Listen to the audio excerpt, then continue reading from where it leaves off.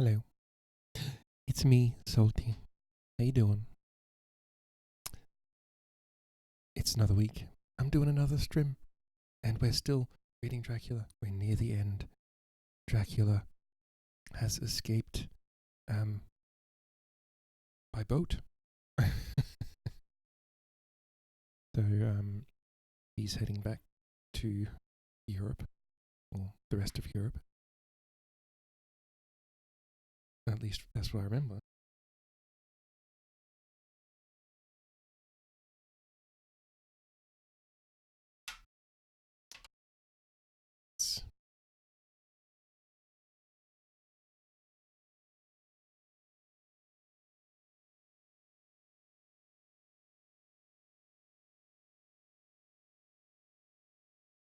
Things I should have done before stream. Okay, so basically, at the end of the last chapter, they ended up hypnotizing Mina, and she, I don't know, used her connection to Dracula, I guess, to see him in the last box of dirt, which was on a boat heading away from England. And she was like, "Okay, he's gone now. It's great." And Van Helsing's like, "No, because he's still bitten you and given you his blood. So when you die, you'll become a vampire, regardless. Like whether it's tomorrow or whether it's 60 years from now. You're heading to Vampire Town." She's like, "Oh no." Or at least, that's how I remember it. Anyway. I didn't say hello. Hello viewers. Hello VOD watchers. It's me, Salty.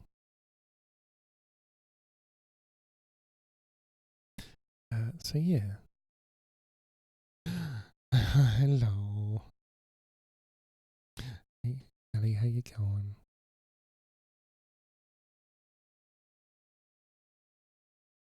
Should I call you Ellie or Alyssa? Either way.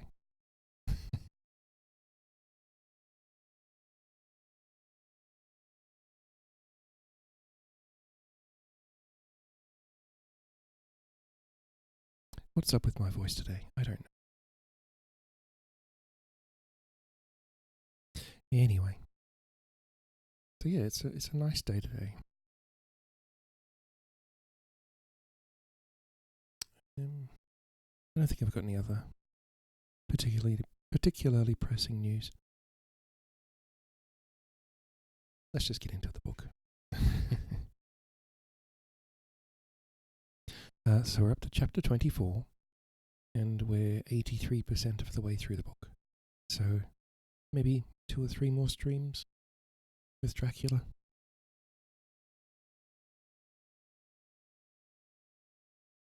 So chapter 24, Dr. Seward's phonograph diary, spoken by Van Helsing. So Van Helsing is borrowing Dr. Seward's phonograph diary.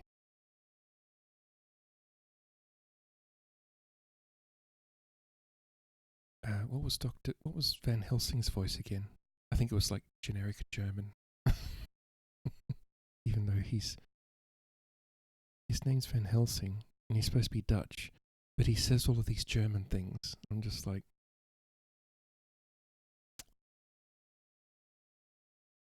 are you sure? You sure he's Dutch? Anyway, I don't know how to do a Dutch accent. This is to Jonathan Harker. You are to stay with your dear Madam Mina. We shall go to make our search, if I can call it so, for it is not searching, but knowing, and we seek confirmation only. But do you stay and take care of her today. This is your best and most holiest office. This day nothing can find him here. Let me tell you that, so you will know what we four know already, for I have to tell them. He, our enemy, have gone away. He have gone back to his castle in Transylvania. I know it so as well, as if a great hand of fire wrote it on the wall. Van Helsing's a bit of a drama queen sometimes. He have prepared for this in some way, and that last earth box was ready to ship somewhere. For this he took the money. For this he hurry at last, lest we catch him before the sun go down. It was his last hope, save that he might hide in the tomb that he think poor Miss Lucy, being as he thought like him, keep open to him. But there was not of time. When that fail, he make straight for his last resource, his last earth work, I might say, did I wish double entente. Entente? I think it's entente. He is clever, oh so clever. He know that his game here was to finish. And so he decide he go back home. He find ship. He find ship, going by the route he came, and he go in it. We go off now to find what ship, and whither bound. Whither bound. When we discover that, we shall come back to tell you all. Then we shall comfort you and poor Madam Mina with new hope. For it will be hope when you think it over, that all is not lost. This very creature that we pursue, he take hundreds of years to get so far as London. And yet in one day, when we know of the disposal of him, we drive him out. He is finite, though he is powerful to do much harm, and suffers not as we do. But we are strong, each in our purpose, and we are all more strong together. Take heart afresh, dear husband of Madam Mina. This battle is but begun, and in the end we shall win. So sure as that God sits on high to watch over his children. Therefore, be of much comfort till we return. Van Helsing. Drama queen.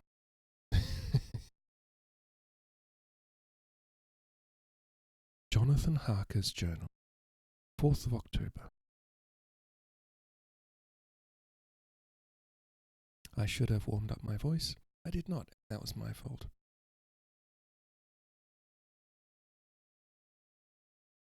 When I read to Mina Van Helsing's message in the phonograph, or when I read to Mina Van Helsing's message in the phonograph, the poor girl brightened up considerably. Already the certainty that the Count is out of the country has given her comfort, and comfort is strength to her. For my own part, now that his horrible danger is not face to face with us, it seems almost impossible to believe in it. Even my own terrible experiences in Castle Dracula seem like a long-forgotten dream, here in the crisp autumn air, in the bright sunlight. Alas, how can I disbelieve? In the midst of my thought, my eye fell on the red scar on my poor darling's white forehead. If you remember, chat, after she had been bitten by Dracula, and after Dracula had given Mina his blood, Van Helsing tried to put a cross on her forehead and it seared her. That's not good. Mina and I fear to be idle, so we have been all over the diaries again and again. Somehow, although the reality seem greater each time, the pain and the fear seem less. There is something of a guiding purpose manifest throughout, which is comforting. Comforting. Mina says that perhaps we are the instruments of ultimate good. It may be. I shall try to think as she does. We have never spoken to each other yet of the future. It is better to wait till we see the professor and the others after their investigations. The day is running more quickly than I ever thought a day could run for me again. It is now 3 o'clock. Mina Harker's journal. Mina voice. 5th of October, 5 p.m. Our meeting for report. Present. Professor Van Helsing, Lord Godalming, Dr. Seward, Mr. Quincy Morris, Jonathan Harker, Mina Harker. Dr. Van Helsing described what steps were taken during the day to discover on what boat and whither bound Count Dracula made his escape. As I knew that he... Oh, that's Dr. Van Helsing. Okay. As I knew that he wanted to get back to Transylvania, I felt sure that he must go by the Danube mouth or by somewhere in the Black Sea, since by that way he come. It was a dreary blank that was before us. Latin, Ome ignotium pro magnifico. And so, with heavy hearts, we start to find what ships leave for the Black Sea last night. He was in a sailing ship, since Madam Mina tells of sails being set. These not so important as to go in your list of the shipping in the Times, and so we go, by suggestion of Lord Godalming, to your Lloyd's, where are note of all the ships that sail, however so small. There we find that only one Black Sea-bound ship go out with the tide. She is the Tsarina Catherine, and she sail from Doolittle's wharf for Varna, and thence to other ports and up the Danube. So, said I, this is the ship whereon is the Count. So off we go to Doolittle's wharf, and there we find a man in an office. From him we inquire of the goings of the Tsarina Catherine. He swear much, and he red face and loud of voice, but he good fellow all the same. And when Quincy give him something from his pocket, which crackle as he roll it up, and put it in a so small bag, which he have hid deep in his clothing, he still better fellow, and humble, a servant to us. He come with us, and ask many men who are rough and hot. Those rough and hot men on the wharf. These be better fellows too, when they have been no more thirsty. What rough and thirsty men? They say much of blood and bloom, and of others which I comprehend not, though I guess what they mean. But nevertheless they tell us all things which we want to know.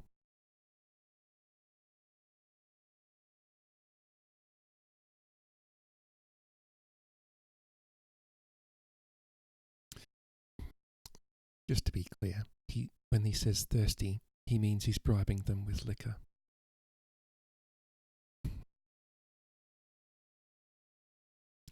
They make known to among us, them, how last afternoon at about 5 o'clock comes a man, so hurry. A tall man, thin and pale, with high nose and teeth so white, and eyes that seem to be burning. That he be all in black, except that he have a hat of straw, which suit him, which not suit him, all the time. That he scatter his money in making quick inquiry as to what ship sails for the Black Sea and for where. Some took him to the office, and then to the ship, where he will not go aboard, but halt at shore end of gangplank, and ask that the captain come to him. The captain come, when told that he will be paid well, and though he swear much at first, he agree to term. Then the thin man go, and someone tell him where horse and cart can be hired. He go there, and soon he come again, himself driving cart, which a great box.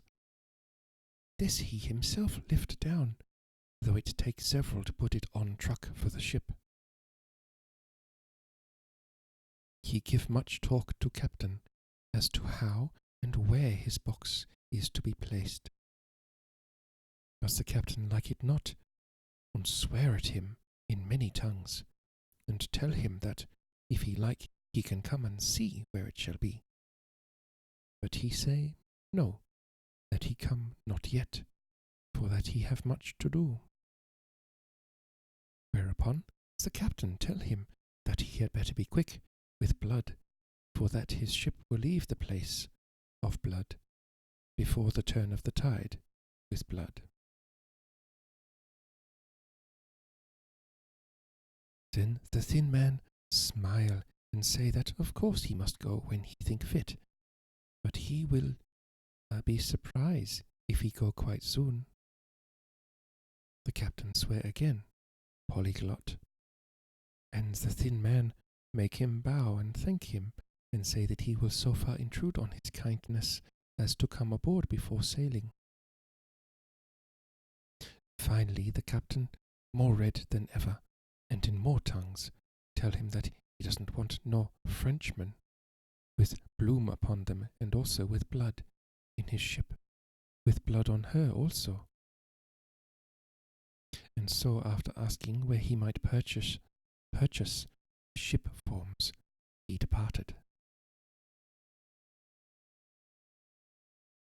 No one knew where he went, or bloomin' well cared, as they said, for they had something else to think of, well, with blood again. For it soon became apparent to all that the Tsarina Catherine would not sail as was expected. A thin mist began to creep up from the river, and it grew and grew, till soon a dense fog enveloped the ship and all around her. The captain swore polyglot, very polyglot, polyglot with bloom and blood, but he could do nothing.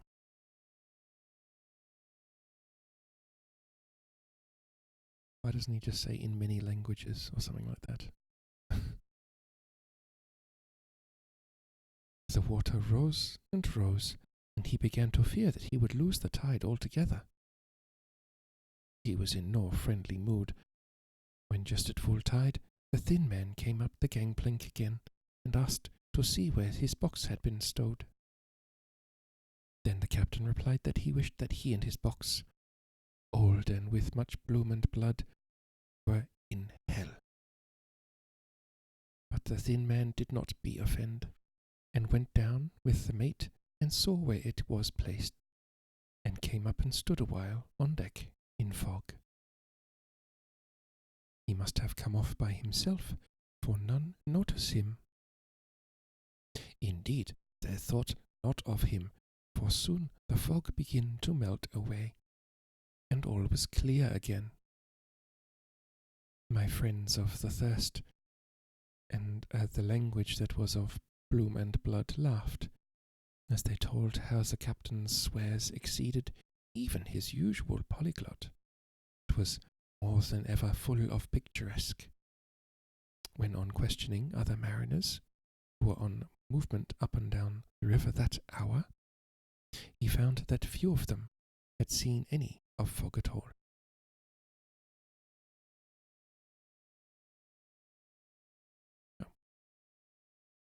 However, the ship went out on ebb tide, and was doubtless by morning far down the river mouth. She was then, when they told us, all well out to sea. And so, my dear Madam Mina, it is that we have to rest for a time, for our enemy is on the sea, with the fog at his command, and on his way to the Danube mouth. To sail a ship takes time. Go she never so quick. And when we start to go on land, more quick, and when we meet him there. Our best hope is to come on him when in the box between sunrise and sunset, for then he can make no struggle, and we may deal with him as we should. There are days for us in which we can make ready our plan. We know all about where he can go, for we have seen the owner of the ship, who have shown us invoices and all papers that can be. The box we seek is to be landed in Varna, and to be given to an agent, one Ristix, who will there present his credentials. And so our merchant friend will have done his part. When he asks if there can be any wrong, for that so, he can telegraph in me and have inquiry made at Varna, we shall say no, for what is to be done is not for police or for custom. It must be done by us alone and in our own way. Dr. Van Helsing is quite verbose.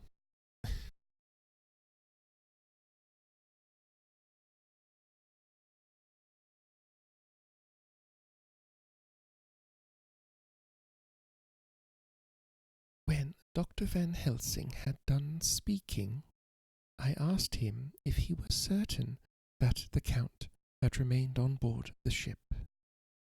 He replied, "We have the best proof of that, your own evidence, when in the hypnotic trance this morning." I asked him again if it were really necessary that they should pursue the Count, for, I dread Jonathan leaving me, and I know that he would surely go if the others went. He answered in growing passion, at first quietly.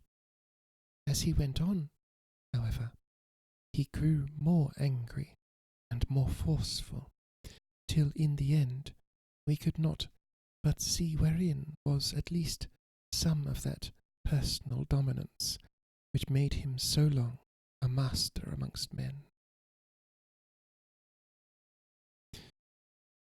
Yes, it is necessary. Wait, who's talking? Van Helsing. It is necessary, necessary, necessary. For your sake in the first, and then for the sake of humanity. This monster has done much harm already in the narrow scope where he find himself, and in the short time when as yet he was only as a body groping his so small measure in darkness, and not knowing. All this I have told these others. You, my dear Madam Mina, will learn it in the phonograph of my friend John, or in that of your husband. I have told them how the measure of leaving his own barren land, barren of peoples, and coming to a new land where life of man teems till they are like the multitude of standing corn, was the work of centuries. Were another of the undead, like him, to try to do what he has done, perhaps not all the centuries of the world that have been or that will be could aid him. With this one, all the forces of nature that are occult, deep, and strong must have worked together in some wondrous way. No, Dracula messed up. He just couldn't help himself and he started messing with people. That's why they're onto him.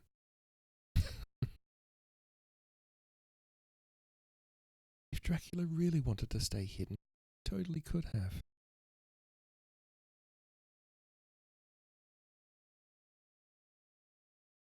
There are plenty of people he could have messed with that weren't connected to, oh, I don't know, the person he bought the house from. Or he had the person he used to arrange the buying of the house, rather. And then right next to an insane asylum.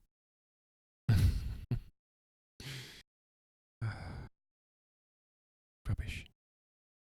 Rubbish nobleman. Get better, bloody vampire.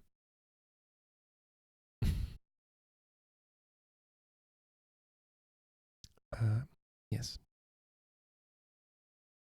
Undead, for all these centuries, is full of strangeness of the geologic and chemical world.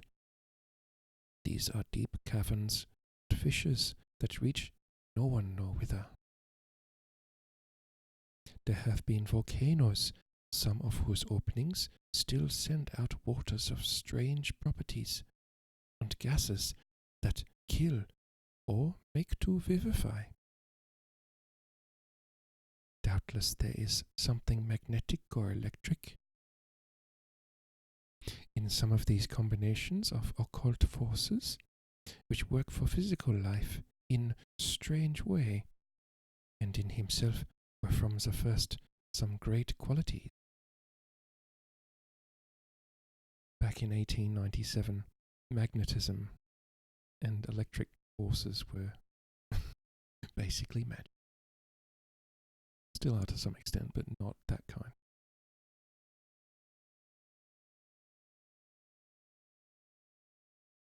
This is on the realm of like a comic superhero getting struck by lightning and suddenly you've got lightning powers.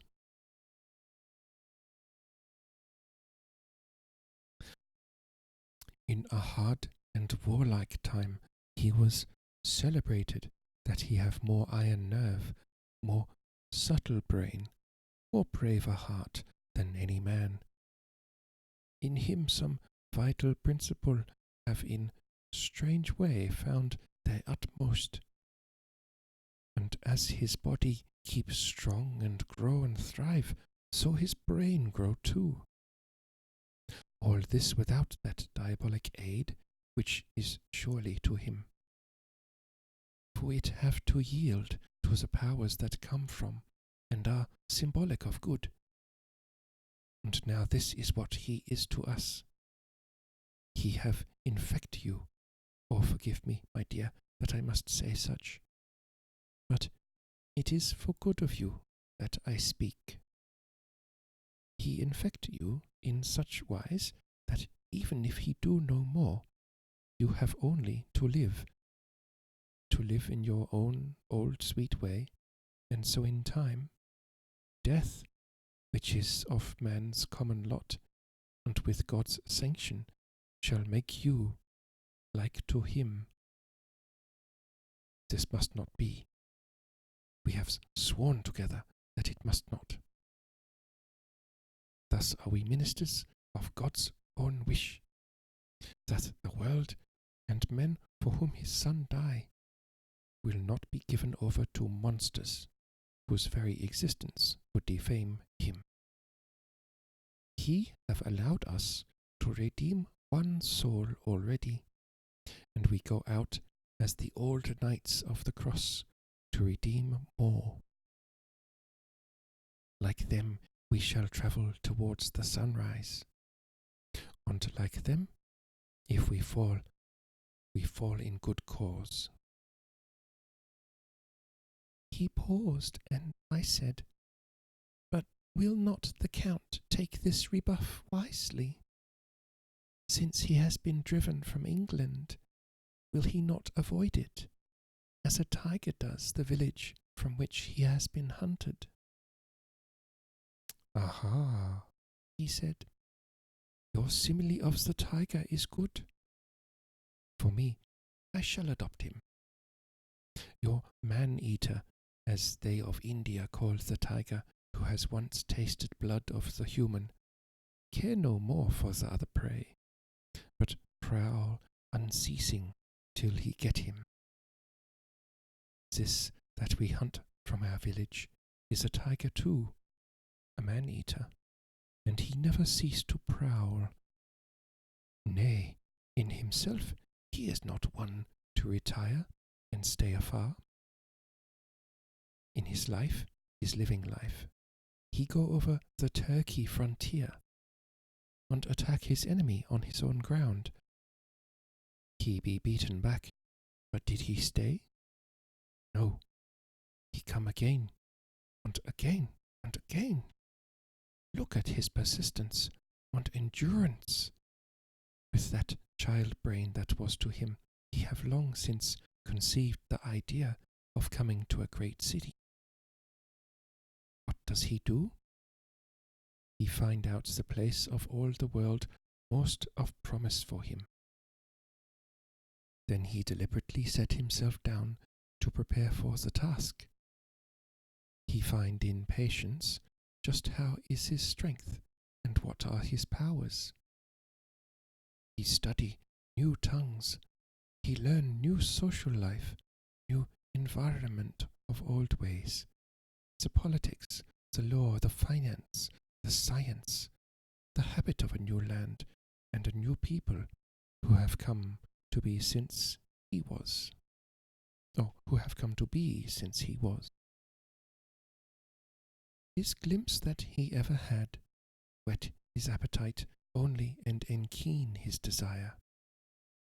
Nay, it help him to grow as to his brain, for it all proved to him how right he was at the first in his surmises.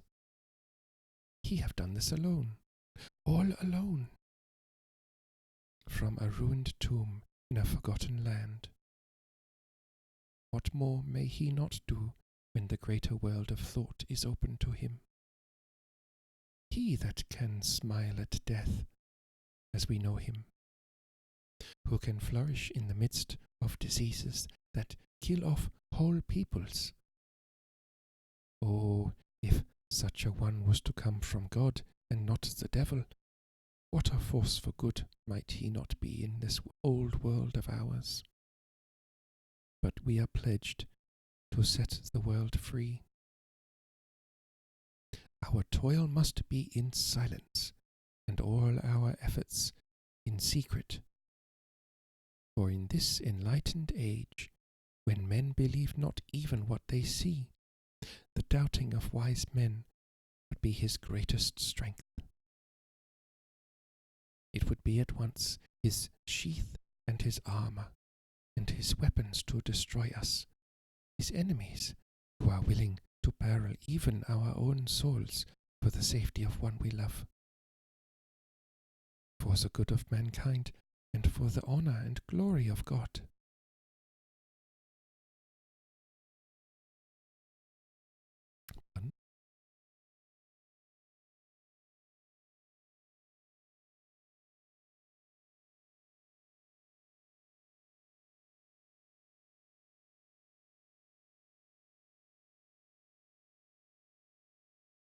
After a general discussion, it was determined that for tonight nothing be definitely settled, that we should all sleep on the facts, and try to think out the proper conclusions. Tomorrow at breakfast we are to meet again, and after making our conclusions known to one another, we shall decide on some definite course of action.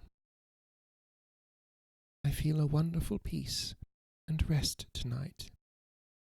It is as if some haunting presence were removed from me, perhaps. My surmise was not finished, could not be, for I caught sight in the mirror of the red mark on my forehead, and I knew that I was still unclean. Dr. Seward's Diary, 5th of October. So let me just check when that was. That was actually quite a long chapter.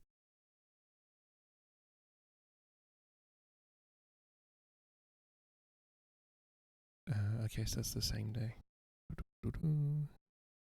Back we go. Okay.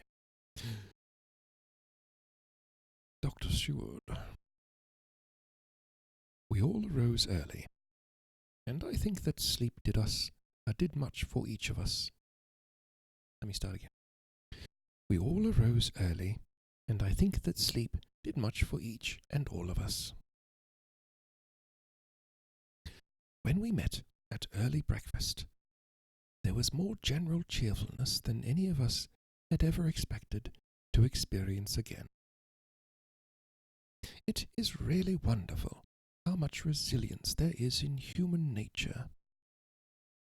Let any obstructing cause, no matter what, be removed in any way, even by death, and we fly back to first principles of hope and enjoyment.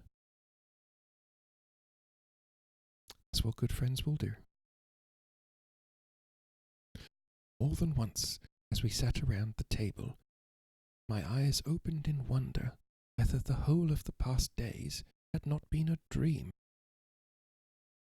It was only when I caught sight of the red blotch on Mrs. Harker's forehead that I was brought back to reality. Even now, when I am gravely revolving the matter, it is almost impossible to realize that the cause of all our trouble is still existent. Even Mrs. Harker seems to lose sight of her trouble for whole spells. It is only now and again, when something recalls it to her mind, that she thinks of her terrible scar. We are to meet here in my study in half an hour, and decide on our course of action. I see only one immediate difficulty. I know it by instinct rather than reason. We shall all have to speak frankly. And yet, I fear that in some mysterious way, poor Mrs. Harker's tongue is tied.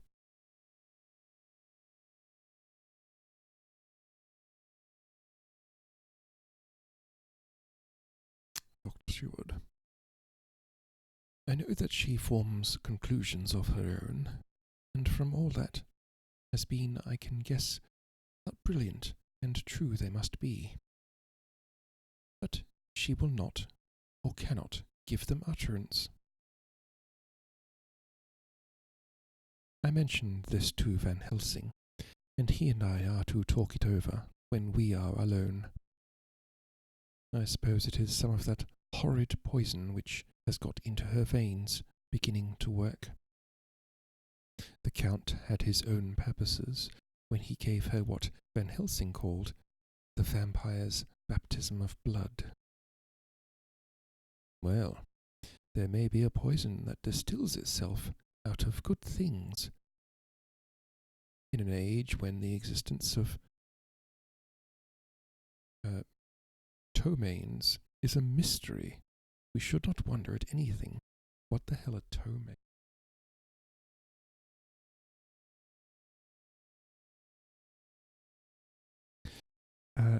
Ptomaines, a basic nitrogenous organic compound produced by bacterial putrefaction of protein.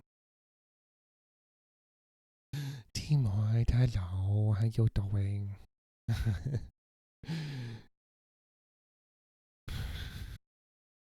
I like that. I like that emote. I should make one. A generic name of alkaloid bodies formed from an animal or vegetable tissues during putrefaction. So basically rotting flesh poison or bacteria. How's the world according to the salty one? It's okay today. It's raining here, so I'm kind of enjoying today. But yeah, after I'm done with stream, I'll get something to eat. Maybe I don't know. I have a bag of chips, but in the same area. Good old Brizzy, or southeast Queensland at very least. Hi, Forrest. How you doing?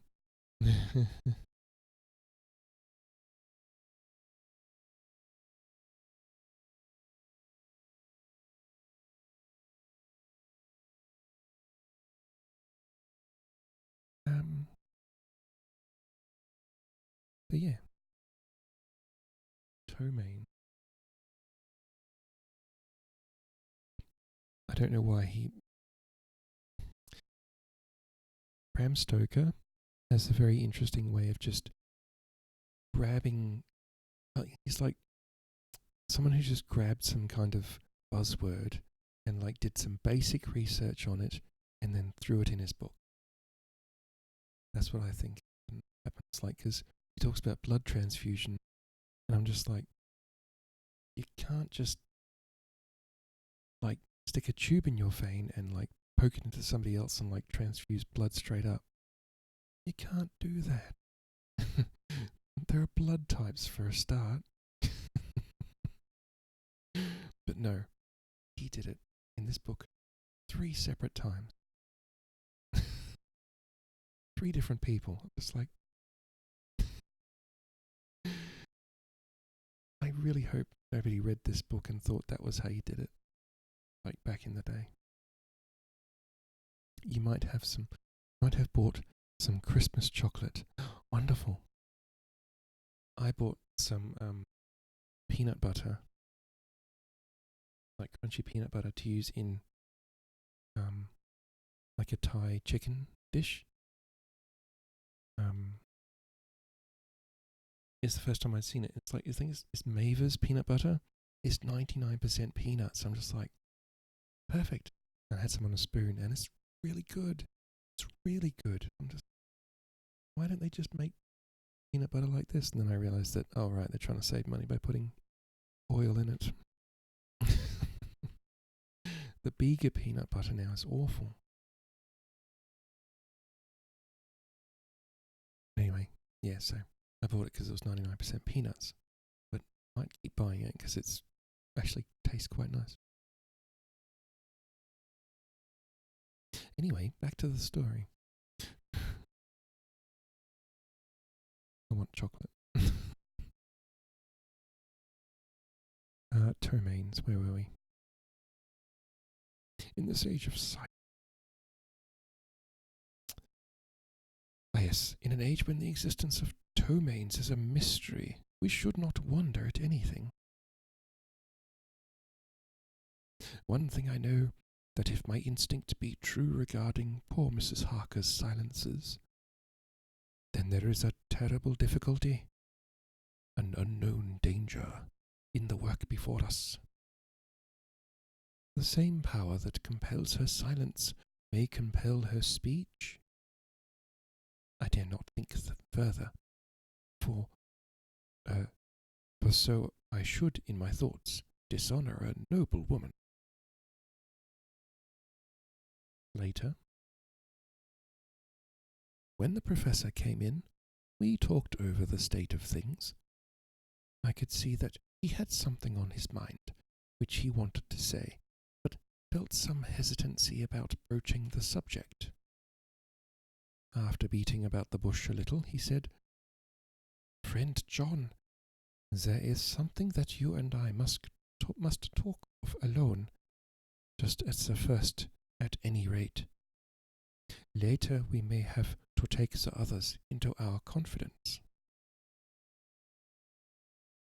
Then he stopped, so I waited. He went on. "Madam Mina, our poor dear Madam Mina, is changing." A cold shiver ran through me to find my worst fears thus endorsed. Van Helsing continued. "With the sad experience of Miss Lucy, we must this time be warned before things go too far. Our task is now in reality more difficult than ever, and this new trouble makes every hour of the direst importance. I can see the characteristics of the vampire coming in her face. It is now but very, very slight. But it is to be seen if we have eyes to notice without prejudge. Her teeth are sharper, and at times her eyes are more hard. But these are not all. There is to her the silence now often, as so it was with Miss Lucy. She did not speak, even when she wrote that which she wished to be known later.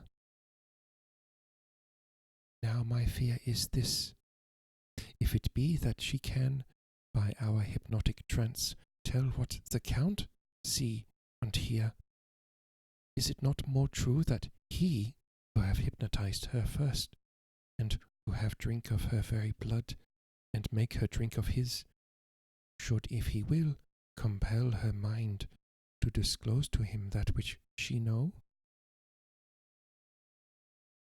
I nodded in acquiescence. He went on. Then what we must do is to prevent this. We must keep her ignorant of our intent, and so she cannot tell what she know not. This is a painful task, oh so painful that it heartbreak me to think of it. But it must be. When today we meet, I must tell her that, for reason which we will not speak, she must not more be of our counsel, but be simply guarded by us. He wiped his forehead, which had broken out in profuse perspiration at the thought of the pain which he might have to inflict upon the poor soul already so tortured.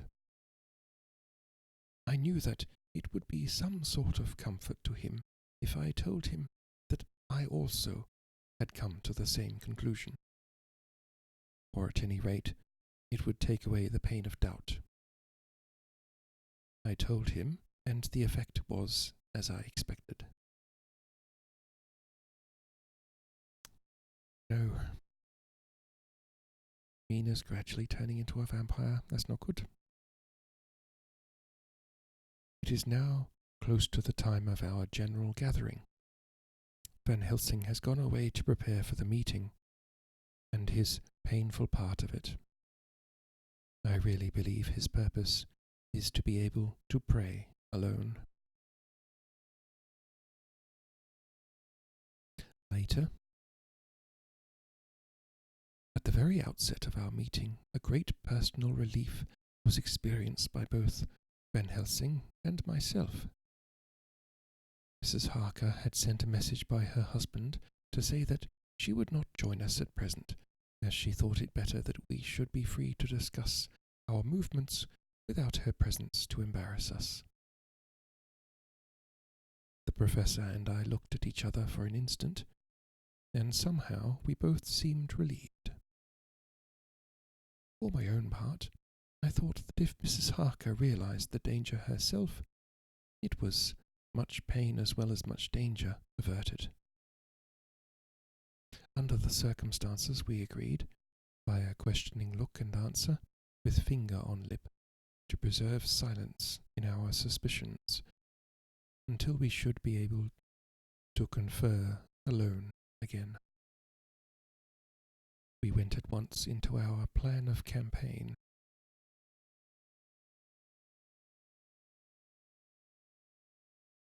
Van Helsing roughly put the facts before us first. Oh my God, Van Helsing talks so much. So much. The Tsarina Catherine left the Thames yesterday morning. It will take her at the quickest speed she has ever made at least 3 weeks to reach Varna. But we can travel overland to the same place in 3 days. Now, if we allow for 2 days less for the ship's voyage, owing to such weather influences as we know that the Count can bring to bear, and if we allow a whole day and night for any delays which may occur to us. Then we have a margin of nearly 2 weeks. Thus, in order to be quite safe, we must leave here on the 17th at latest. Then we shall at any rate be in Varna a day before the ship arrives, and able to make such preparations as may be necessary. Of course we shall all go armed against evil things. Pardon? Spiritual as well as physical. Here Quincy Morris added, I understand that the Count comes from a wolf country. Maybe that he shall get there before us. I propose that we add Winchesters to our armament. I have a kind of belief in a Winchester when there is any trouble of that sort around. Do you remember, Art, when we had to pack after us at Tobolsk? What wouldn't we have given then for a repeater apiece? For a repeater apiece.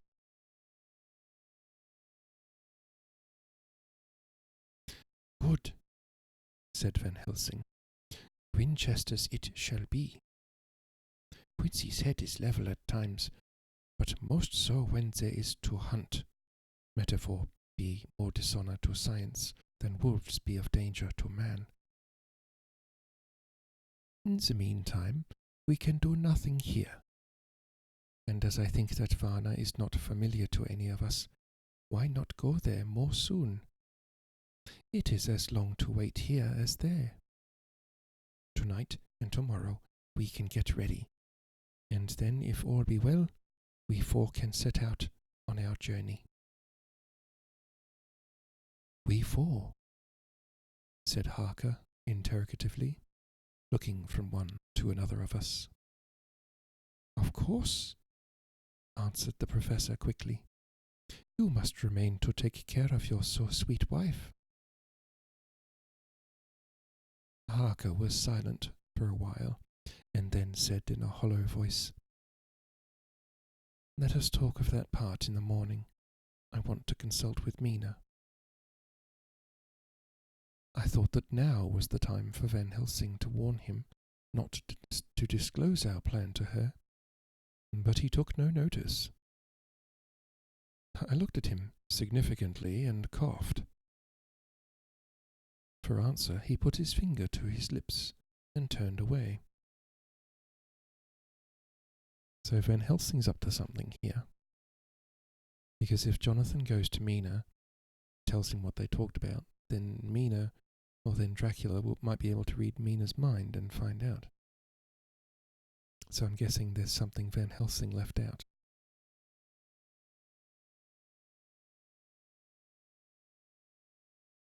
It's interesting reading such an old book. It's so verbose in places, whereas like modern books can be a lot punchier.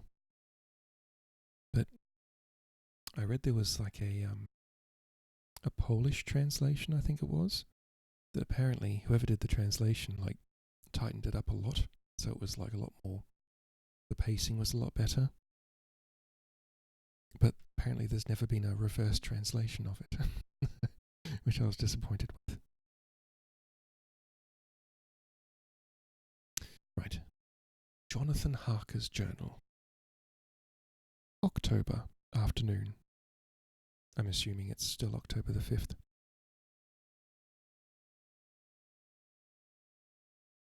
For some time after our meeting this morning, I could not think. The new phases of things leave my mind in a state of wonder which allows no room for active thought. Mina's determination not to take any part in the discussion set me thinking, and as I could not argue the matter with her, I could only guess. I am as far as ever from a solution now. The way the others received it, too, puzzled me. Last time we talked of the subject, we agreed that there was to be no more concealment of anything amongst us. Mina is sleeping now, calmly and sweetly like a little child. Her lips are curved and her face beams with happiness. Thank God, there are such moments still for her. Later, how strange it all is. I sat watching Mina's happy sleep, and I came as near to being happy myself as I suppose I shall ever be. As the evening drew on, and the earth took its shadows from the sun sinking lower, the silence of the room grew more and more solemn to me. All at once, Mina opened her eyes, and looking at me tenderly said, "Jonathan, I want you to promise me something on your word of honour. A promise made to me, but made holily in God's hearing, and not to be broken, though I should go down on my knees and implore you with bitter tears. Quick, you must make it to me at once." "Mina," I said, "a promise like that, I cannot make at once. I may have no right to make it." "But, dear one," she said, with such spiritual intensity that her eyes were like pole stars, "it is I who wish it, and it is not for myself. You can ask Dr. Van Helsing if I am not right. If he disagrees, you may do as you will.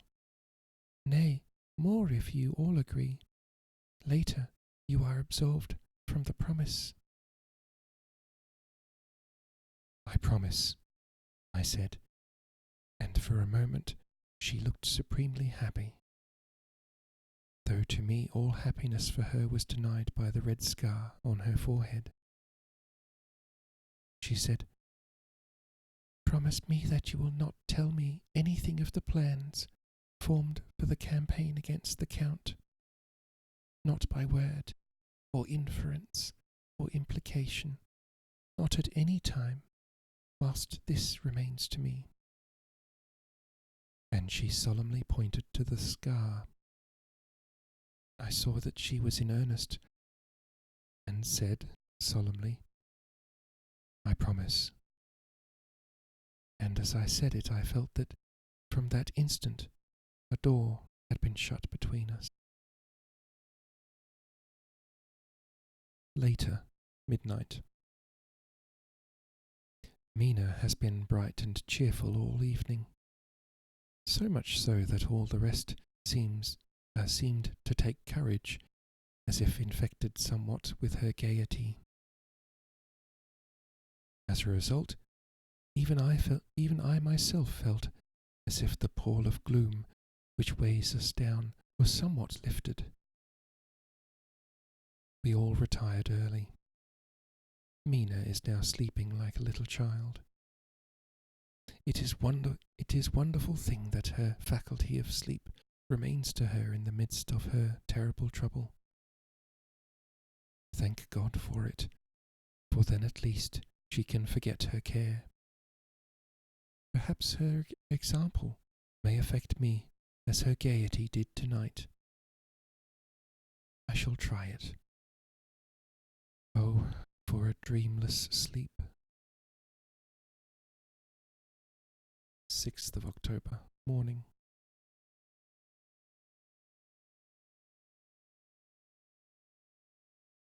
Another surprise.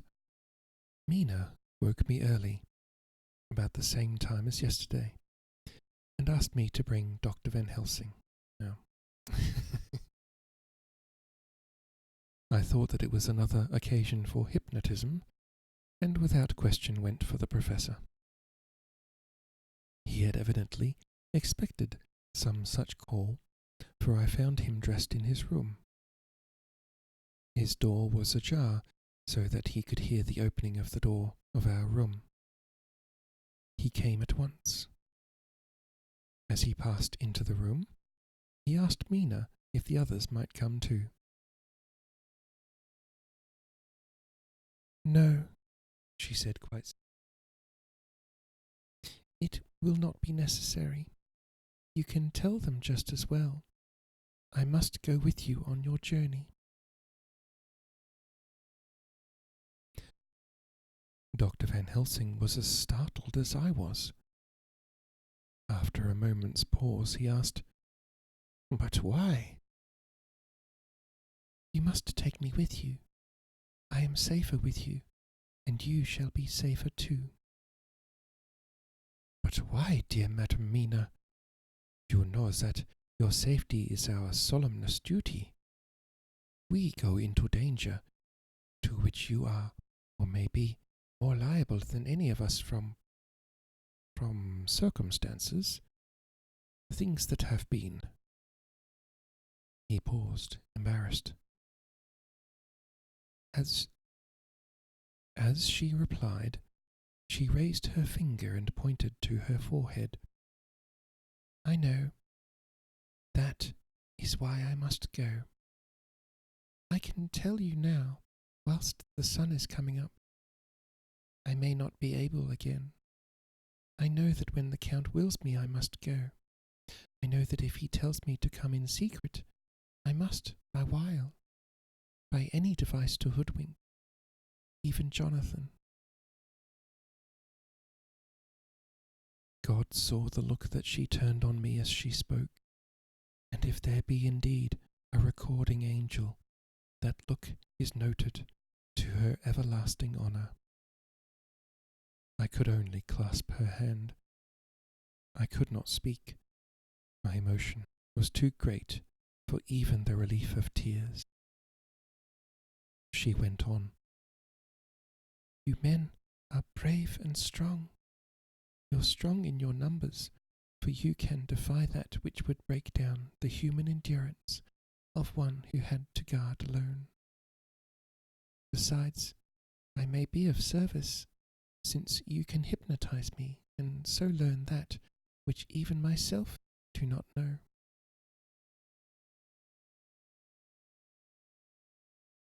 Dr. Van Helsing said gravely, "Madam Mina, you are, as always, most wise. You shall with us come, and together we shall do that which we go forth to achieve." When he had spoken, Mina's long spell of silence made me look at her. She had fallen back on her pillow asleep. She did not even wake when I had pulled up the blind and let in the sunlight which flooded the room. Van Helsing motioned to me to come with him quietly. We went to his room, and within a minute Lord Godalming, Dr. Seward, and Mr. Morris were with us also. He told them what Mina had said, and went on. "In the morning we shall leave for Varna. We have now to deal with a new factor, Madam Mina. Oh, but her soul is true. It is to her an agony to tell us so much as she has done. But it is most right, and we are warned in time. There must be no chance lost, and in Varna we must be ready to act the instant when that ship arrives." "What shall we do exactly?" asked Mr. Morris laconically. The professor paused before replying. "We shall at first board the ship. Then, when we have identified the box, we shall place a branch of wild rose on it." "Wild rose?" "This we shall fasten, for when it is there none can emerge, so that at least says the superstition." "I've never heard that superstition before." "I thought that would have been more widespread in vampire lore." "And to superstition we must trust at first. It was man's faith in the early and it have its roots in the faith still. Then, when we get the opportunity that we seek, when none are near to see, we shall open the box, and all will be well. I shall not wait for any opportunity, said Morris. When I see the box, I shall open it and destroy the monster. Though there were 1,000 men looking on, if I'm to be wiped out for it the next moment. I grasped his hand instinctively and found it as firm as a piece of steel. I think he understood my look. I hope he did. Good boy, said Dr. Van Helsing. Brave boy. Quincy is all man. God bless him for it. My child, believe me, none of us shall lag behind or pause from any fear. I do but say what we may do, what we must do. But indeed, we cannot say that what we may do. There are so many things which may happen, and their ways and their ends are so various, that until the moment we may not say. We shall all be armed, in all ways. And when the time for the end has come, our effort shall not be lack. Now, let us today put all our affairs in order. Let all things which touch on others, dear to us, who on us depend, be complete. For none of us can tell what, or when, or how the end may be. As for me, my own affairs are regulate, and as I have nothing else to do, I shall go make arrangements for the travel. I shall have all tickets and so forth for our journey. There was nothing further to be said, and we parted. I shall now settle up all my affairs of earth, and be ready for whatever may come. Later. It is done. My will is made, and all complete. Mina, if she survives, is my sole heir. Boom. If it should not be so, then the others who have been so good to us shall have the remainder. It is now drawing towards the sunset. Mina's uneasiness calls my attention to it. I'm sure that there is something on her mind which the time of exact sunset will reveal. These occasions are becoming harrowing times for us all. For each sunrise and sunset opens up some new danger, some new pain, which, however, may in God's will be means to a good end. I write all these things in the diary since my darling must not hear them now. But if it may be that she can see them again, they shall be ready. She's calling to me. End of chapter 24.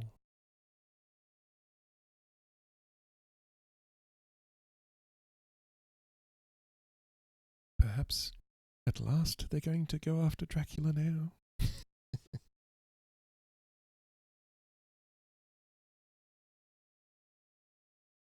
Well done, Seribot. Good bot.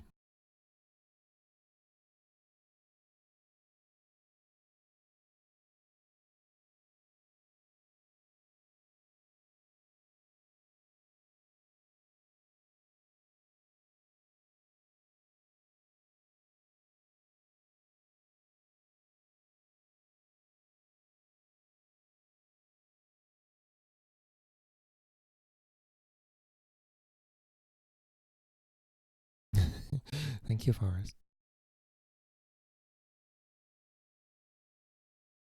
Okay. Actually, get these out. I have chips for later. Yum. Salt and vinegar, of course.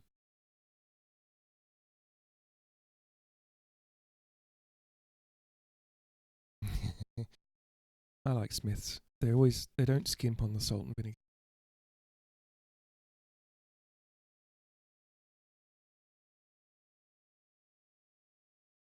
I like my flavour punchy when it comes to chips. Then again, sometimes I like a mild flavour.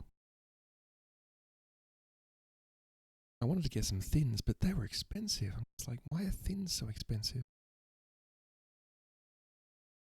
Ridiculous.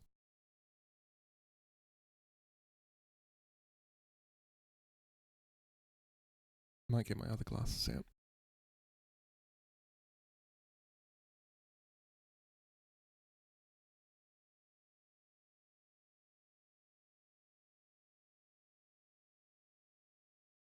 These have a closer focal point.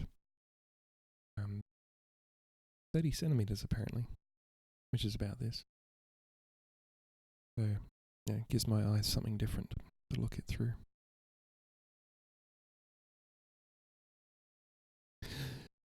And so, chapter 25. And we are 87% of the way through the book. So that's 5% in just over an hour. Yeah, another 2 or 3 dreams. And then I'll start on A Christmas Carol. Because it will be December by then. Or maybe. We'll see. Actually, no, I think I might leave A Christmas Carol till later. Dr. Seward's Diary, 11th of October, evening. So this is a few days later.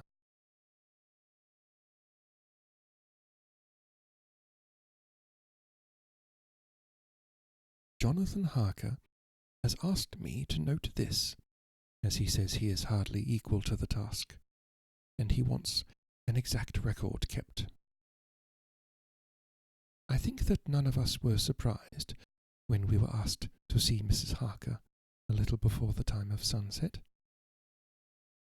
We have of late come to understand that sunrise and sunset are to her times of peculiar freedom, when her old self can be manifest without any controlling force subduing or restraining her, or inciting her to action.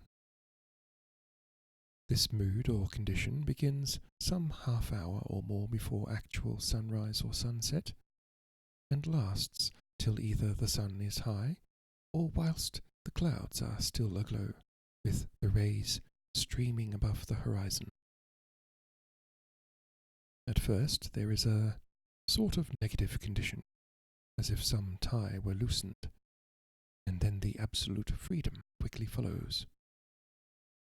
When, however, the freedom ceases, the change back or relapse comes quickly, preceded only by a spell of warning silence. Tonight, when we met, she was somewhat constrained and bore all the signs of an internal struggle. I put it down myself to her making a violent effort at the earliest instant she could do so. A very few minutes, however, gave her complete control of herself. Then, motioning her husband to sit beside her on the sofa, where she was half reclining, she made the rest of us bring chairs up close. Taking her husband's hand in hers, she began.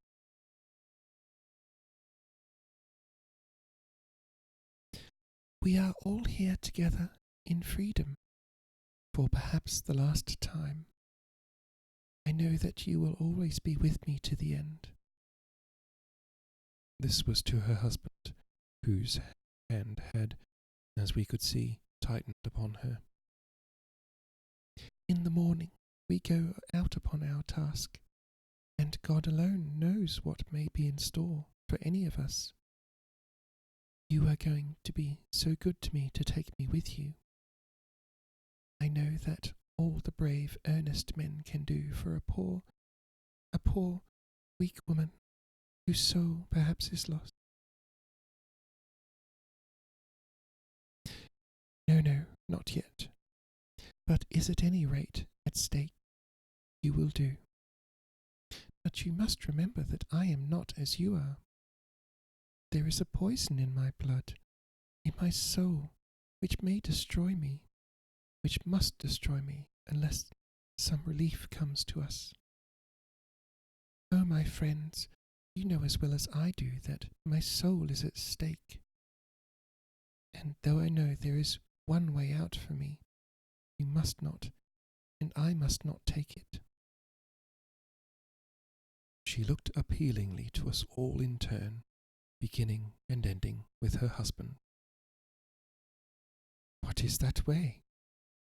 Asked Van Helsing in a hoarse voice. What is that way which we must not, may not take? That I may die now, either by my own hand or that of another, before the greater evil is entirely wrought. I know, and you know, that were I once dead you could and would set free my immortal spirit, even as you did my poor Lucy's. Were death, or the fear of death, the only thing that stood in the way, I would not shrink to die here now, amidst the friends who loved me. But death is not all. I cannot believe that to die in such a case, when there is hope before us, and a bitter task to be done is God's will. Therefore, I, on my part, give up here the certainty of eternal rest, go out into the dark, where may be the blackest of things that the world or netherworld holds. We were all silent, for we knew instinctively that this was only a prelude. The faces of the others were set, and Harker's grew ashen grey. Perhaps he guessed better than any of us what was coming. She continued, This is what I can give into the hotchpot. I could not but note the quaint legal phrase which she used in such a place, and with all seriousness. What will each of you give? Your lives, I know, she went on quickly. That is easy for brave men. Your lives are God's, and you can give them back to Him. But what will you give to me? She looked again questioningly, but this time avoided her husband's face. Quincy seemed to understand. Well, I don't. He nodded, and her face lit up.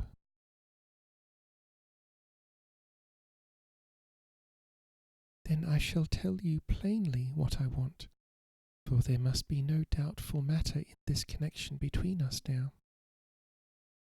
You must promise me, one and all, even you, my beloved husband, that should the time come, you will kill me.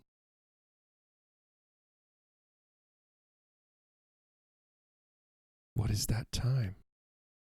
The voice was Quincy's, but it was low and strained. When you shall be convinced that I am so changed, that it is better that I die, that I may live. When I am thus dead in the flesh, then you will, without a moment's delay, drive a stake through me and cut off my head, or do whatever else may be wanting to give me rest. Quincy was the first to rise after the pause. He knelt down before her, and, taking her hand in his, said solemnly, I'm only a rough fellow, who hasn't, perhaps, lived as a man should to win such a distinction, but I swear to you, by all that I hold sacred and dear, that, should the time come, I shall not flinch from the duty that you have set us. And I promise you, too, that I shall make all certain, for if I am only doubtful, I shall take it that the time has come. My true friend, was all that she could say amid her fast-falling tears, as, bending over, she kissed his hand. I swear the same, My dear Madam Mina, said Van Helsing. And I, said Lord Godalming, each of them in turn kneeling to her to take the oath. I followed myself. Then her husband turned to her, wan-eyed, with a greenish pallor, which subdued the snowy whiteness of his hair, and asked, And must I too make such a promise, O my wife? You too, my dearest, she said, with infinite yearning of pity in her voice and eyes. You must not shrink. You are nearest and dearest, and all the world to me. Our souls are knit into one, for all life and all time.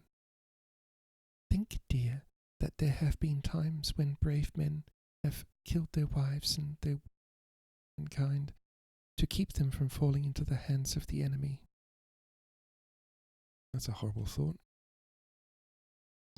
Their hands did not falter any the more, because those they loved implored them to slay them.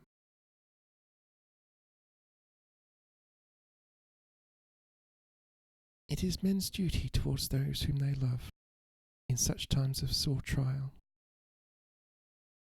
And oh, my dear, if it is to be that I must meet death at any hand, let it be at the hand of him that loves me best. Dr. Van Helsing, I've not forgotten your mercy in poor Lucy's case to him who loved.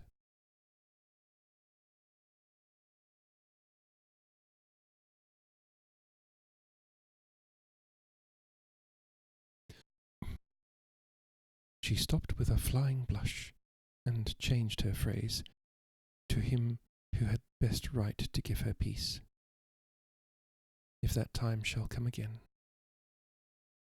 Oh, I look to you to make it a happy memory of my husband's life, that it was his loving hand which set me free from the awful thrall upon me.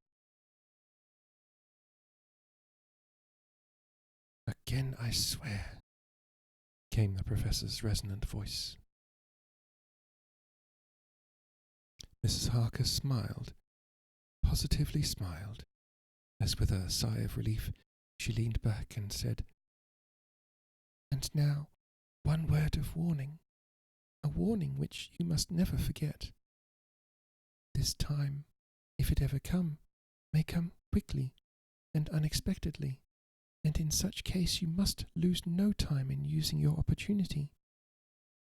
At such a time I myself might be, nay, if the time ever come, shall be leagued with your enemy against you.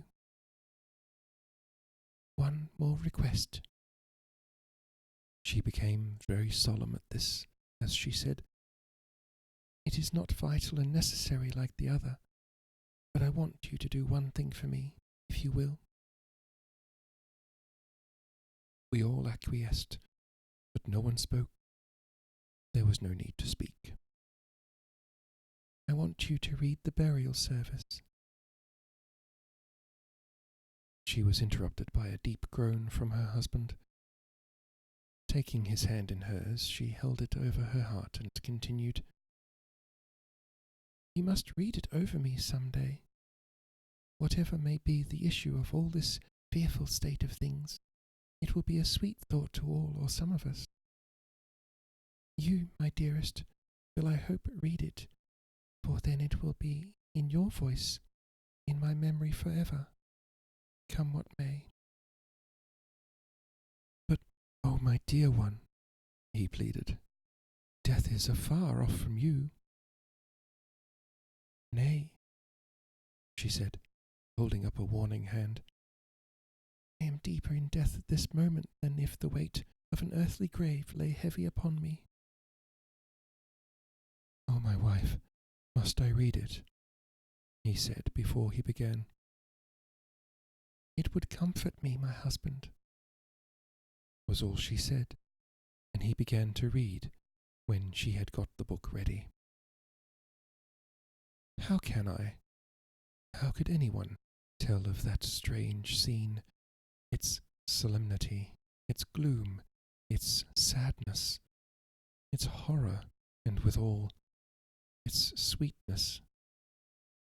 Even a skeptic, who can see nothing but a travesty of bitter truth in anything holy or emotional, would have been melted to the heart had he seen that little group of loving and devoted friends kneeling round that stricken, sorrowing lady, or heard the tender passion of her husband's voice, as in tones so broken and emotional that often he had to pause. He read the simple and beautiful service from the burial of the dead. Cannot go on. Words and voices fail me. Okay. He's written I cannot go on, ... words, ... and v-voices, ... f-fail, m-me. He's writing out his stuttering words. This is his journal that he wrote later. I just thought that's pretty funny. Even despite the somber subject, the fact that he's writing out the stutters is a little bit amusing to me.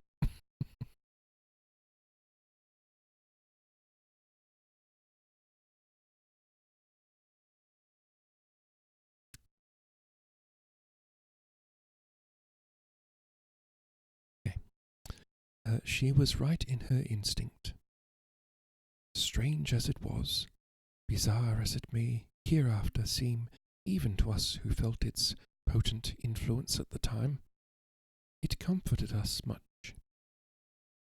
And the silence, which showed Mrs. Harker's coming relapse from her freedom of soul, did not seem so full of despair to any of us as we had dreaded. Jonathan Harker's Journal, 15th of October, Varna. Finally, they're there. He left Charing Cross on the morning of the 12th, got to Paris the same night, and took the places secured for us in the Orient Express.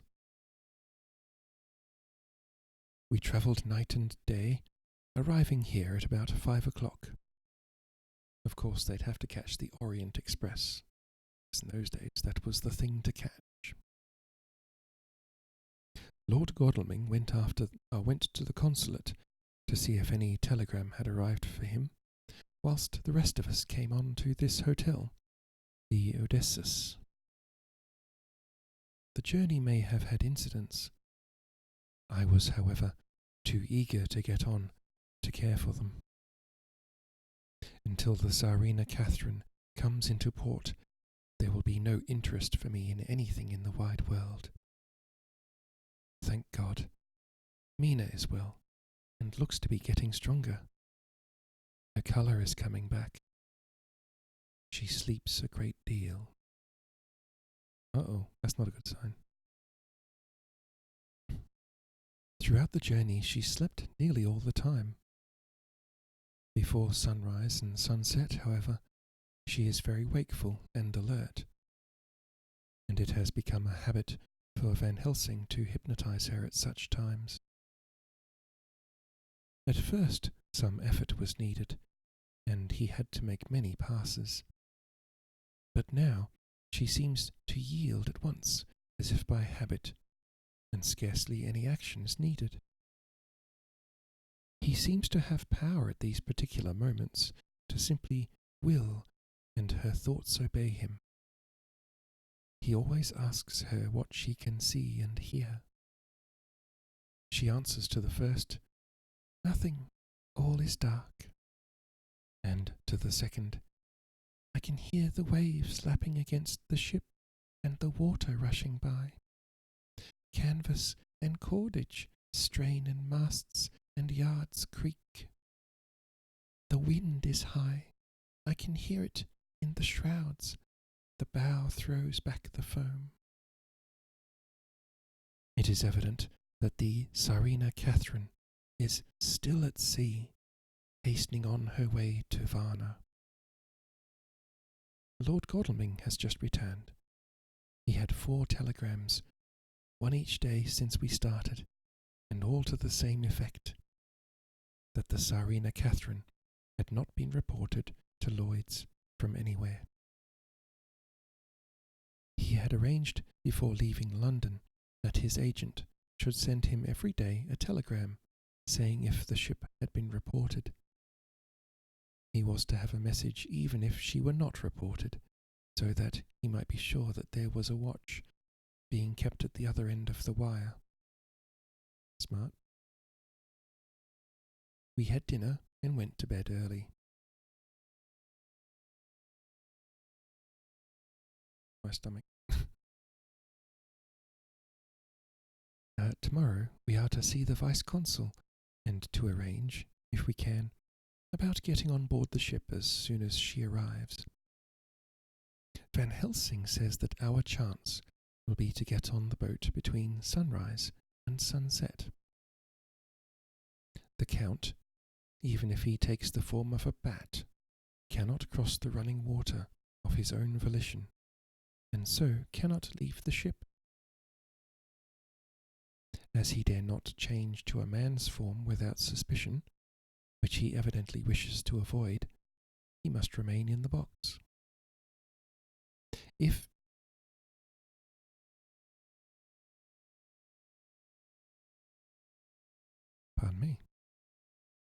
then we can come on board after sunrise, he is at our mercy, for we can open the box and make sure of him, as we did of poor Lucy before he wakes. What mercy he shall get from us all will not count for much. We think that we shall not have much trouble with officials or seamen. Thank God, this is the country where bribery can do anything, and we are well supplied with money. When you're writing a story, chat, make sure that the main characters have a rich friend. Greases the wheels. We have only to make sure that the ship cannot come into port between sunset and sunrise without our being warned, and we shall be safe. Judge Moneybag will settle this case, I think. 16th of October. Mina's report still the same. Lapping waves and rushing water, darkness and favouring winds.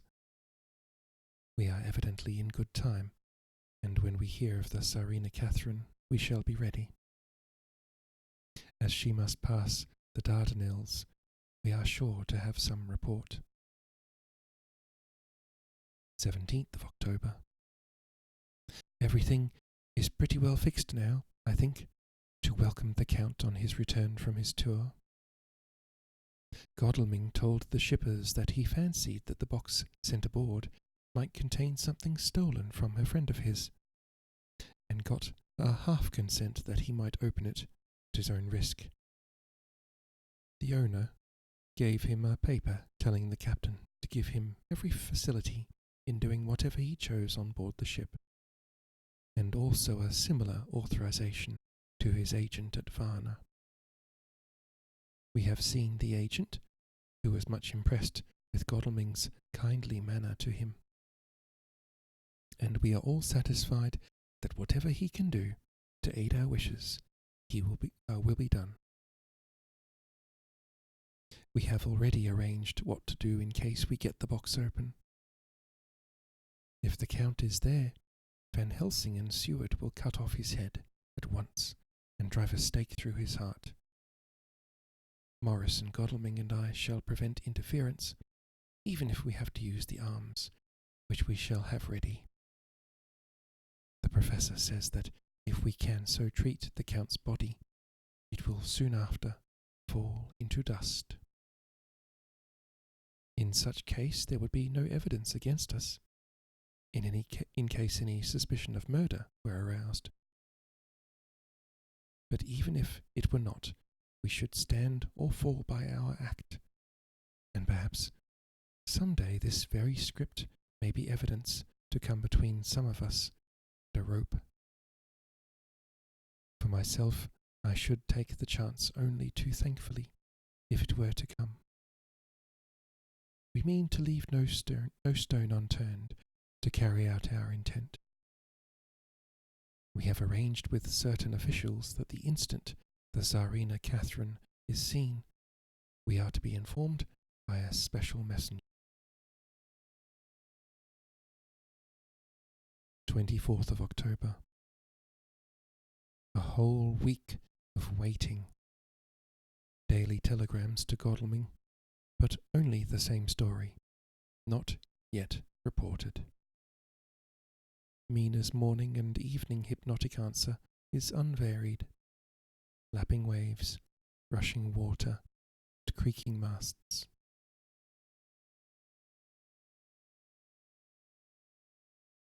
Telegram, October 24th, Rufus Smith, Lloyd's, London, to Lord Godalming, care of HBM, Vice Consul, Varna.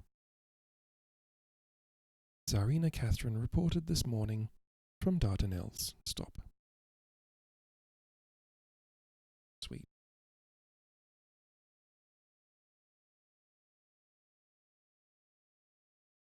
Dr. Seward's Diary, 25th of October.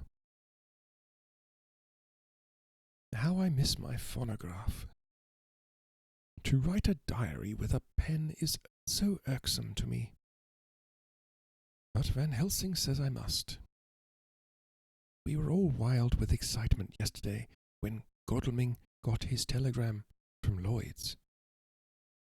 I know now what men feel in battle when the call to action is heard. Mrs. Harker, alone of our party, did not show any signs of emotion. After all, it is not strange that she did not, for we took special care not to let her know anything about it. And we all tried not to show any excitement when we were in her presence. In old days she would, I am sure, have noticed, no matter how we might have tried to conceal it. But in this way she is greatly changed during the past 3 weeks. The lethargy grows upon her, and though she seems strong and well, and is getting back some of her colour, Van Helsing and I are not satisfied. We talk of her often. We have not, however, said a word to the others. It would break poor Harker's heart, certainly his nerve, if he knew that we had even a suspicion on the subject. Van Helsing examines, he tells me, her teeth very carefully, whilst she is in the hypnotic condition, for he says that so long as they do not begin to sharpen, there is no active danger of a change in her. If this change should come, it would be necessary to take steps. We both know what those steps would have to be, though we do not mention our thoughts to each other. We should neither of us shrink from the task, awful though it be to contemplate. Euthanasia is an excellent and a comforting word. I am grateful to whoever invented it. It is only about 24 hours' sail from the Dardanelles to here, at the rate the Tsarina Catherine has come from London. She should therefore arrive sometime in the morning. But as she cannot possibly get in before noon, we are all about to retire early. We shall get up at 1 o'clock, so as to be ready. 25th of October, noon. No news yet of the ship's arrival. Mrs. Harker's hypnotic report this morning was the same as usual, so it is possible that we may get news at any moment. We men are all in a fever of excitement, except Harker, who is calm. His hands are cold as ice, and an hour ago I found him wetting the edge of a great Gawker knife, which he now always carries with him. It will be a bad lookout for the Count if the edge of that kukuri ever touches his throat, driven by that stern, ice-cold hand. What the hell's a Gawker knife? Ghoark. If anyone saw my search history, they'd be like, Dracula. Oh, it's like a kukuri. So it's basically a knife that has a curve. One of those curved knives.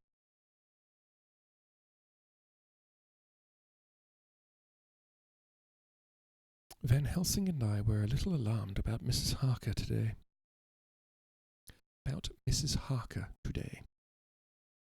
About noon, she got into a sort of lethargy which we did not like. Although we kept silence to the others, we were neither of us happy about it. She had been restless all morning, so that we were at first glad to know that she was sleeping. When, however, her husband mentioned casually that she was sleeping so soundly that he could not wake her, we went to her room to see for ourselves. She was breathing naturally, and looked so well and peaceful that we agreed that the sleep was better for her than anything else. Poor girl. She has so much to forget that it is no wonder that sleep, if it brings oblivion to her, does her good.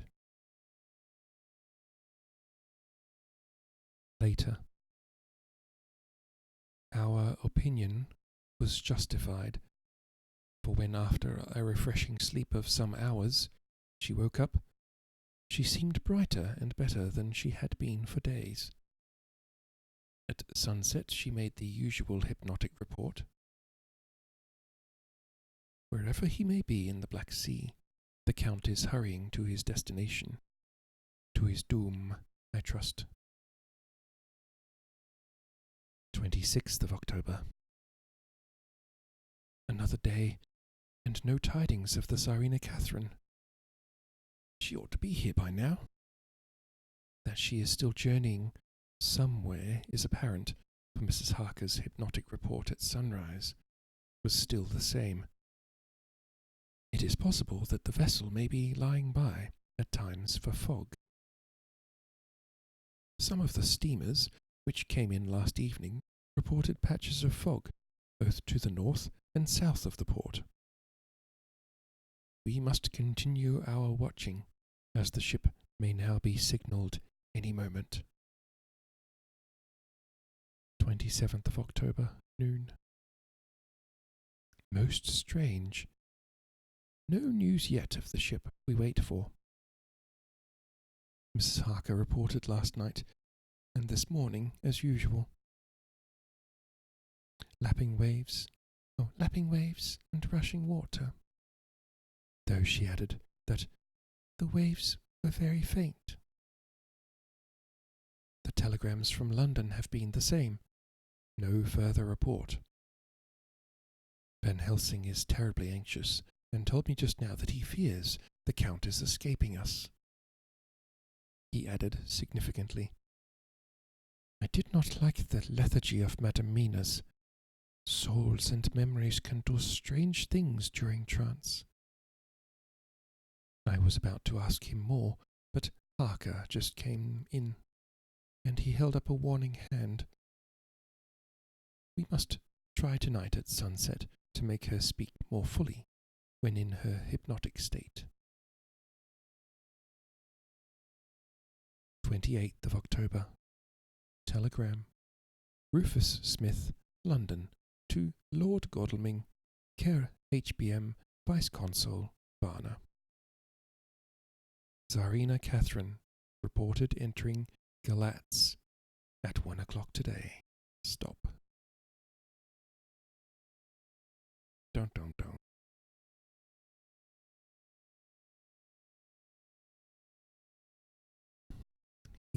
He tricked them.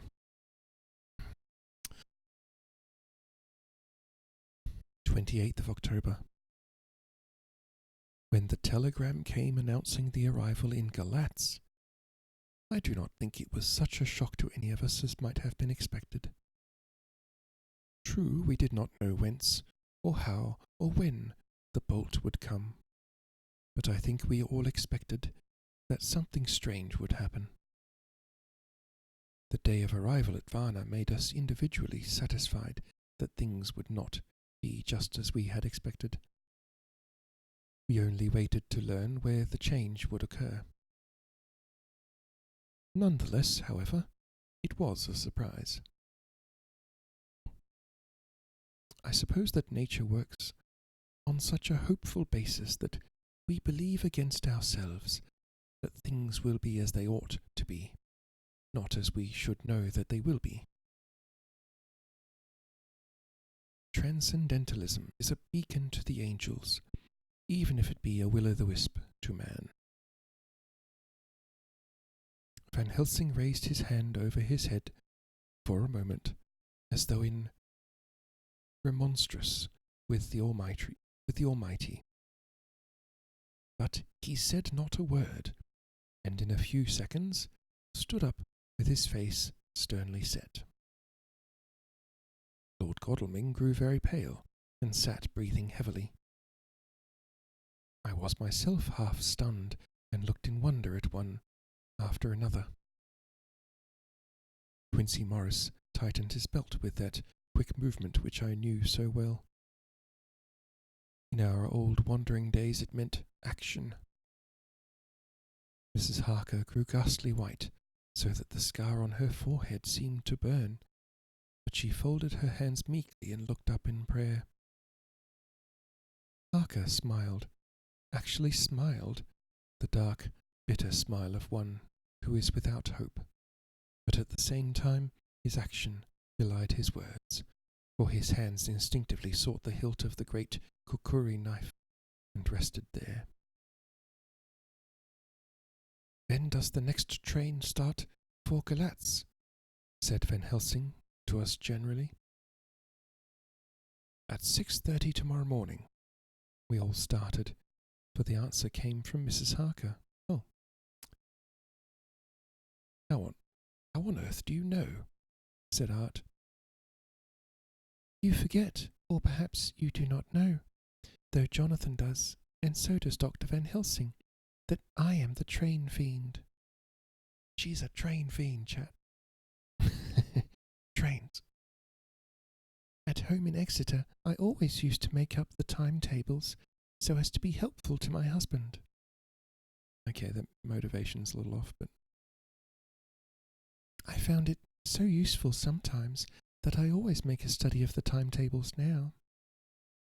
I knew that if anything were to take us to Castle Dracula, we should go by Galatz, or at any rate through Bucharest, so I learned the times very carefully. Unhappily, there are not many to learn, as the only train tomorrow leaves as I say." "Wonderful woman," murmured the Professor. "Can't we get a special?" asked Lord Godalming. Van Helsing shook his head. "I fear not. This land is very different from yours or mine. Even if we did have a special, it would probably not arrive as soon as our regular train.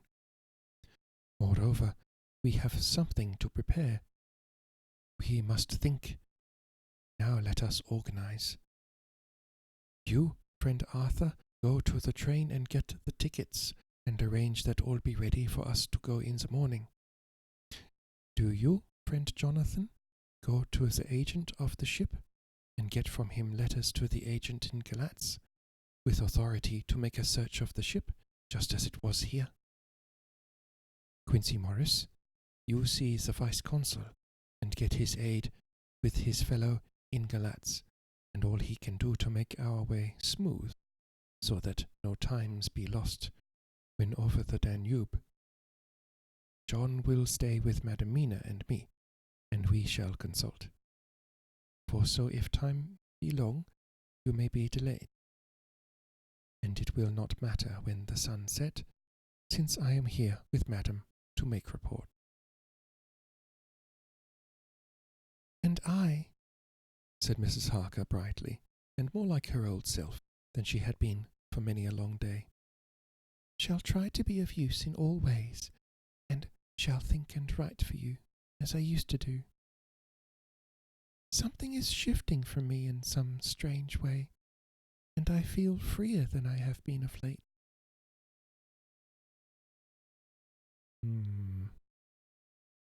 The three younger men looked happier at the moment, as they seemed to realize the significance of her words. But Van Helsing and I, turning to each other, met each a grave and troubled glance. We said nothing at the time, however. When the three men had gone out of their tasks, Van Helsing asked Mrs. Harker to look up the copy of the diaries and find him the part of Harker's journal at the castle. She went away to get it. When the door was shut upon her, he said to me, "We mean the same. Speak out. Here is some change. It is a hope that makes me sick, for it may deceive us." "Quite so. Do you know why I asked her to get the manuscript?" "No," said I, "unless it was to get an opportunity of seeing me alone." "You are in part right, friend John, but only in part. I want to tell you something.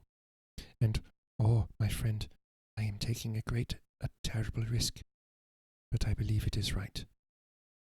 In the moment when Madam Mina said those words that arrest both our understanding, an inspiration came to me. In the trance of 3 days ago, the Count sent her his spirit to read her mind, or more like he took her to see him in his earth box in the ship with water rushing, just as it go free at rise and set of sun. He learned then that we are here, for she have more to tell in her open life, with her eyes to see, ears to hear, than he, shut as he is, in his coffin box. Now he make his most effort to escape us. At present he want her not. He is sure with his so great knowledge that she will come at his call, but he cut her off, take her, as he can do, out of his own power, that so she come not to him. Ah, there I have hope that our man-brains that have been of man so long, and that have not lost the grace of God, will come higher than his child-brain, that lie in his tomb for centuries, that grow not yet to our stature, and that do only work selfish, and therefore small. He keeps saying child-brain when he means sort of naive, I guess, or not of the world.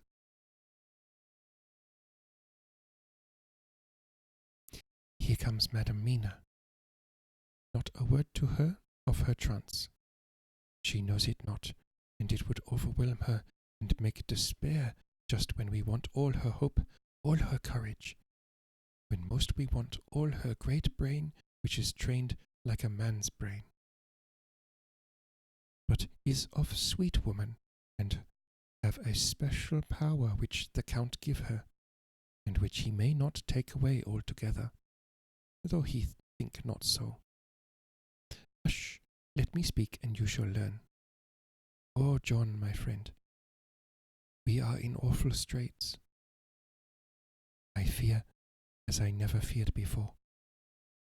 We can only trust the good God. Silence, here she comes.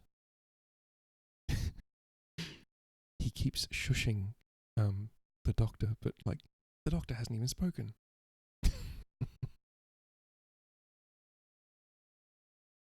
I thought that the professor was going to break down and have hysterics, just as he had when Lucy died, but with a great effort he controlled himself and was at perfect nervous poise when Mrs. Harker tripped into the room, bright and happy looking, and in the doing of work, seemingly forgetful of her misery. As she came in, she handed a number of sheets of typewriting to Van Helsing. He looked over them gravely, his face brightening up as he read. Then, holding the pages between his finger and thumb, he said, "Friend John, to you with so much experience already, and you too, dear Madam Mina, that are young, here is a lesson. Do not fear ever to think. A half-thought has been buzzing often in my brain, but I fear to let him loose his wings. Here now, with more knowledge, I go back to where that half-thought come from, and I find that he be no half-thought at all. That be a whole thought, though so young that he is not yet strong to use his little wings. Nay, like the ugly duck of my friend Hans Andersen, he be no duck thought at all, but a big swan thought that sail nobly on big wings, when the time come for him to try them. See, I read here what Jonathan have written. That other of his race who, in a later age, again and again brought his forces over the great river into Turkey land, who, when he was beaten back, came again and again and again, though he had come alone from the bloody field where his troops were being slaughtered, since he knew that he alone could ultimately triumph. What does this tell us? Not much. No. The Count's child thought see nothing, therefore he speaks so free. Your man thought see nothing. My man thought see nothing till just now. No, but there comes another word from someone who speak without thought, because she too know not what it might mean, just as there are elements which rest, yet when in nature's course they move on their way and they touch the poof, and there comes a flash of light, heaven-wide, that blind and kill and destroy some, but that show up all earth below for leagues and leagues. Is it not so? Well, I shall explain. To begin, have you ever studied the philosophy of crime? Yes and no. You, John, yes, for it is a study of insanity. You, no, Madam Mina, for crime touch you not but once. Still your mind works true, and argues not a peculiari ad universal. There is this peculiarity in criminals. It is so constant in all countries and all times that even police, who know not much from philosophy, come to know it empirically, that is to be empiric. The criminal always works at one crime, that is, the true criminal who seems predestinate to crime, and who will of none other. This criminal has not full man brain. He is clever, and cunning and resourceful, but he be not of man's stature as to brain. He be of child brain in much. Now this criminal of ours is predestinate to crime also. He too have child brain, and it is of the child to do what he have done. The little bird, the little fish, the little animal learn not by principle, but empirically. And when he learn to do, then there is to him the ground to start from to do more. Dos posto, said Archimedes, give me a fulcrum, and I shall move the world. To do once is the fulcrum, whereby child brain become man brain, and until he have the purpose to do more, he continue to do the same again every time, just as he have done before. Oh, my dear, I see that your eyes are opened, and that to you the lightning flash show all the leagues. For Mrs. Harker began to clap her hands, and her eyes sparkled. He went on. Now you shall speak. Tell us, two dry men of science, what you see with those so bright eyes. He took her hand and held it whilst he spoke. His finger and thumb closed on her pulse, as I thought instinctively and unconsciously, as she spoke. The Count is a criminal, and of criminal type. Nordau and Lombroso would so classify him.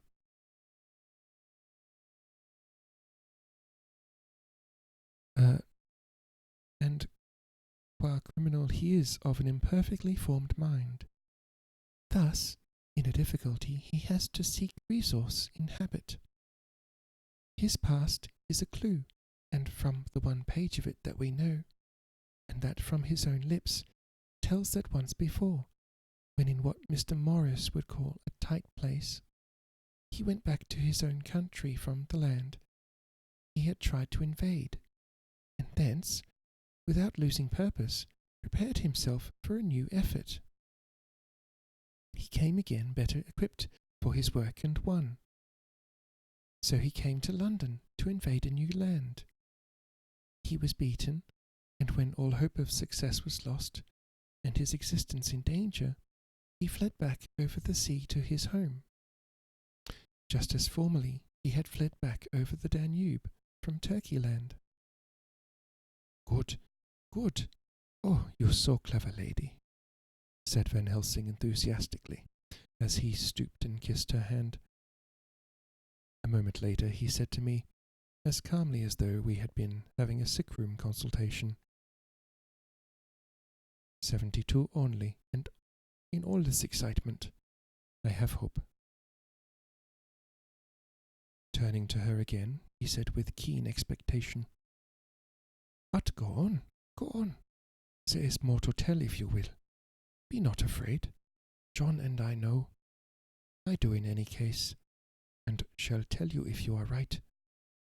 Speak without fear. I will try to, but you will forgive me if I seem too egotistical. Nay, fear not. You must be egotist, for it is of you that we think. Then, as he is criminal, he is selfish, and as his intellect is small and his action is based on selfishness, he confines himself to one purpose. That purpose is remorseless.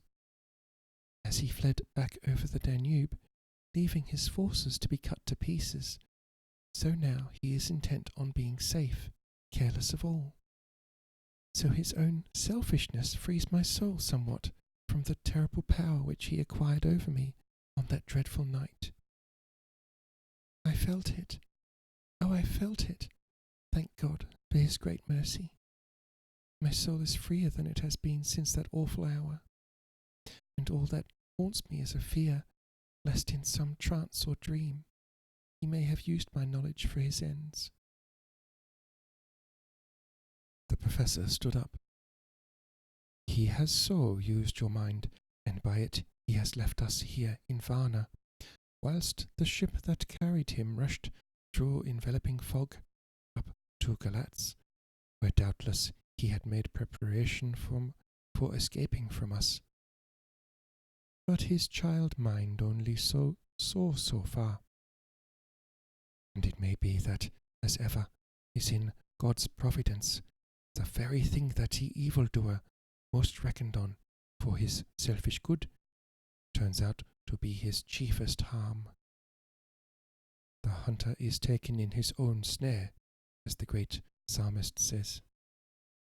For now that he think he is free from every trace of us, and that he has escaped us with so many hours to him, then his selfish child brain will whisper to him to sleep. He think too that, as he cut himself off from knowing your mind, there can be no knowledge of him to you. There is where he fail. That terrible baptism of blood which he give you makes you free to go to him in spirit, as you have as yet done in your times of freedom, when the sun rise and set. At such times you go by my volition, and not by his. And this power to good of you and others, you have won from your suffering at his hands. This is now all more precious, that he know it not, and to guard himself have even cut himself off from his knowledge of our way. We, however, are not selfish. We believe that God is with us through all this blackness and these many dark hours.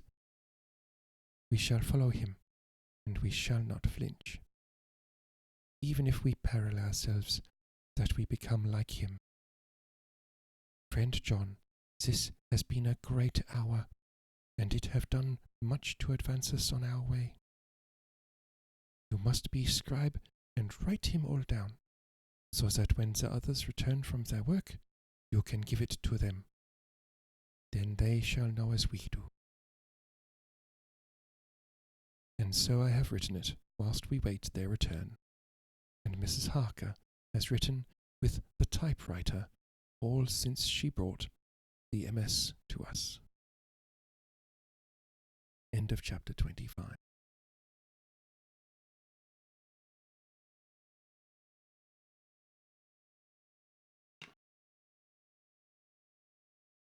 Hooray. We are 90% of the way through the book. So maybe tomorrow, maybe a long stream. I shall have to take my time. Who's on? Let's have a look. We've got Mountain Settler with kitties. We've got Melvi, who is doing ASMR. We've got Ivy, who is also doing ASMR.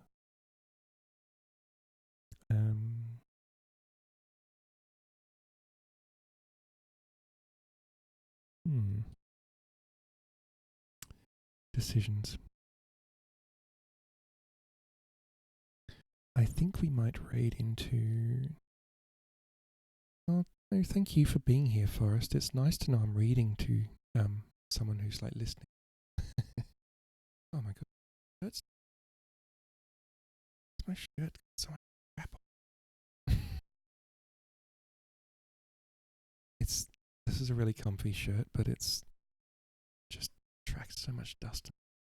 This is like a washed shirt. Like, I don't know. Right. But yeah, I think what I'll do is I'll give a shout out to friendo Melvi, who's rated us in the past. Shout out to Melvi. Glory to you and your house.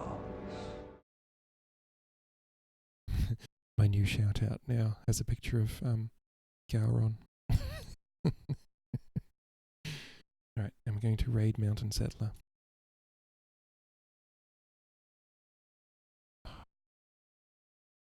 I didn't do any stream while Ari was away because honestly I was a little bit, brain was like not a good chemical day. And it was probably because Ari wasn't streaming. Okay, so we're going to raid our friend Mountain _ well, not our friend, but someone we've raided in the past, who has kitten stream. It's just kittens. That's it. So please join me for the raid to Mountain Settler. At least look at the kittens. Then you can go do something else. That'd be nice. So yeah. If anyone missed the start of the VOD is there. And I'm going to be streaming tomorrow at the same time. Yes, unfortunately, I think our time zones have lined up because of the whole daylight savings, non-daylight savings thing. That now I start even earlier for like the American time zone, which kind of sucks. Or maybe it's later. Oh no, maybe not. Maybe I'm just making it up. Anyway, I'll see you at the same time, about 22 hours from now. And yeah, hopefully I'll finish it tomorrow. The finale of Dracula. I wish he'd gotten to speak more. Hopefully there'll be some more Dracula so I can say some things in Dracula voice. Anyway, see you tomorrow, friendos. Bye everyone. Bye.